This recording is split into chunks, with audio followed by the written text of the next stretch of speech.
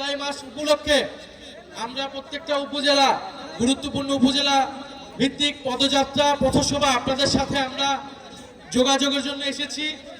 আপনারা জানেন যে বাংলাদেশে একটা নির্বাচন হয়েছে ফেব্রুয়ারিতে। সেই নির্বাচনে দুইটা নির্বাচন ছিল। কয়টা নির্বাচন? দুইটা নির্বাচন ছিল, গণভোট এবং আপনারা এমপিতে ভোট দিয়েছেন। গণভোটে হ্যাঁ এবং নাতে ভোট ছিল। সংস্কারের পক্ষে অথবা বিপক্ষে বাংলাদেশের 70% মানুষ হ্যাঁ এর পক্ষে ভোট দিয়েছে, সংস্কারের পক্ষে ভোট দিয়েছে। কিন্তু এই সরকার, এই বিএনপি সরকার গণভোট এবং জুলাই সনদকে এখন অস্বীকার করছে, জনগণের সাথে প্রতারণা করছে, জাতির সাথে গাদ্দার এবং বিশ্বাসঘাতকতা করছে। প্রিয় এলাকাবাসী, আমরা 5টা দাবি নিয়ে এসেছি। এই গণভোটের গণরায় বাস্তবায়ন করতে হবে, যার মাধ্যমে সংস্কার হবে, দেশের পরিবর্তন হবে, যেটা আপনার আমার আকাঙ্ক্ষা ছিল জুলাই গণঅভ্যুত্থানে। যে আকাঙ্ক্ষার কারণে আমরা এই পরিবর্তন দেখার জন্যই শেখ হাসিনার বিরুদ্ধে রাজপথে নেমেছিলাম। দ্বিতীয়ত, আমরা তরুণদের কর্মসংস্থানের দাবি জানিয়েছি। তৃতীয়ত, আমরা বলেছি যে বাংলাদেশের এই যে বিদ্যুতের সংকট, আপনাদের এলাকায় কি বিদ্যুৎ আছে? ঘরে ঘরে বিদ্যুৎ আছে?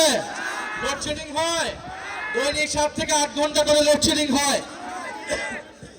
এই লোডশেডিং সমস্যার সমাধান করতে হবে। এই সরকার কমিটমেন্ট দিয়েছিল, প্রতিশ্রুতি দিয়েছিল তারা বিদ্যুতের সমস্যার সমাধান করবে, কিন্তু এই যে বাজেট দিয়েছে, এই বাজেটে আমরা এমন কিছু দেখি নাই তারা বিদ্যুতের সমস্যার সমাধান করতে হবে। ফলে অবশ্যই ঘরে ঘরে বিদ্যুৎ দিতে হবে এবং দ্রব্যমূল্যের নিয়ন্ত্রণ করতে হবে, মানুষের নিয়ন্ত্রণে অধীন আনতে হবে। এছাড়া দেশে, সারা দেশে আইন শৃঙ্খলার বেহাল দশা।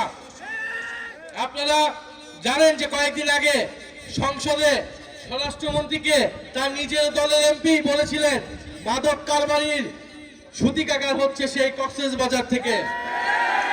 স্বরাষ্ট্রমন্ত্রী তার নিজের এলাকায় মাদক বন্ধ করতে পারে না, সে সারা দেশের মাদক কিভাবে বন্ধ করবে?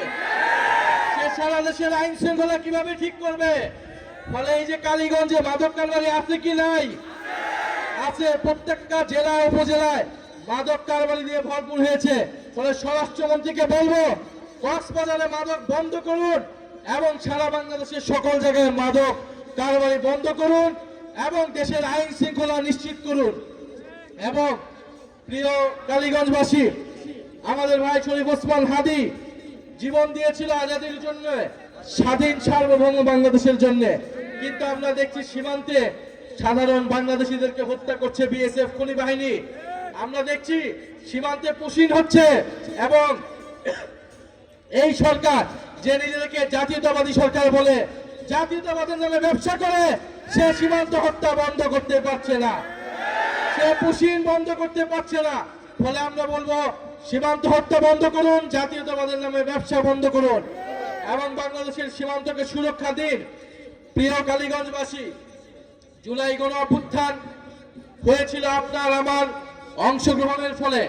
এখন জুলাই গণঅভ্যুত্থানের পরে নতুন নতুন নেতা তৈরি হয়েছে, নতুন নতুন নেতৃত্ব আসছে। শিলং থেকে, লন্ডন থেকে নেতৃত্ব দেওয়া হয়েছিল নাকি জুলাই গণঅভ্যুত্থান। ফলে ভালো আপনারা নেতৃত্ব দিয়েছেন। আপনারা এখন জুলাইয়ের আকাঙ্ক্ষা বাস্তবায়ন করুন, আপনারা জুলাই সনদ বাস্তবায়ন করুন, আপনারা সংস্কার বাস্তবায়ন করুন। যদি জুলাই সনদ বাস্তবায়ন করতে না পারেন, যদি বিচার করতে না পারেন, তাহলে জুলাইয়ের নেতৃত্বের দাবিদার এ কথাটি ভুলেও মুখে আনবেন না। জুলাই জাদুঘর খুলে দিন এবং যারা জুলাই গণঅভ্যুত্থানে হত্যাকাণ্ড চালিয়েছিল তাদের বিচার নিশ্চিত করুন।